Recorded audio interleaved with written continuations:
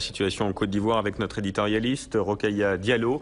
Vous avez décidé de nous livrer votre point de vue sur la situation, un point de vue un petit peu différent de ce qu'on peut entendre. Disons que je suis un petit peu étonnée par la virulence des attaques, notamment de la France, qui a été adressée à la Côte d'Ivoire. C'est vrai que les dictateurs en Afrique, malheureusement, ne manquent pas.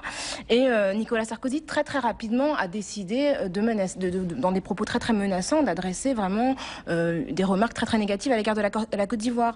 Et c'est étonnant de la part d'un président quand on sait que lorsque Omar Bongo est décédé, tous les politiques français étaient à son enterrement avec leurs larmes de crocodile, etc., sans finalement condamner le fait que son fils lui succède, de la même façon qu'au Togo, Eyadema succédait à son père, que le Burkina Faso est dirigé depuis près de 25 ans par un Blaise Compaoré, qu'on pourrait également qualifier de dictateur. Donc c'est toujours un petit peu compliqué de se rendre compte que finalement sur la Côte d'Ivoire, il y a dites deux poids deux mesures, c'est ça ? Absolument. Et quand on creuse les choses et qu'on se rend compte qu'Alassane Ouattara est marié à une femme dont les intérêts sont très proches de la famille Bouygues et qu'on connaît les liens entre Bouygues et Nicolas Sarkozy, on peut s'interroger sur finalement l'intérêt pour un pays comme le nôtre d'avoir un Alassane Ouattara à la tête de la Côte d'Ivoire.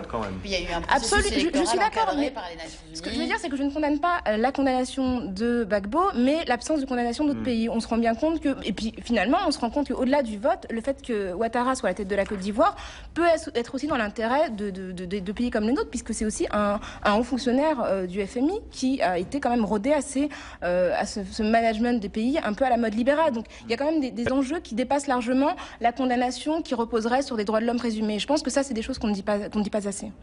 Merci pour ce point de vue, Rokhaya. Merci à vous. Merci à vous.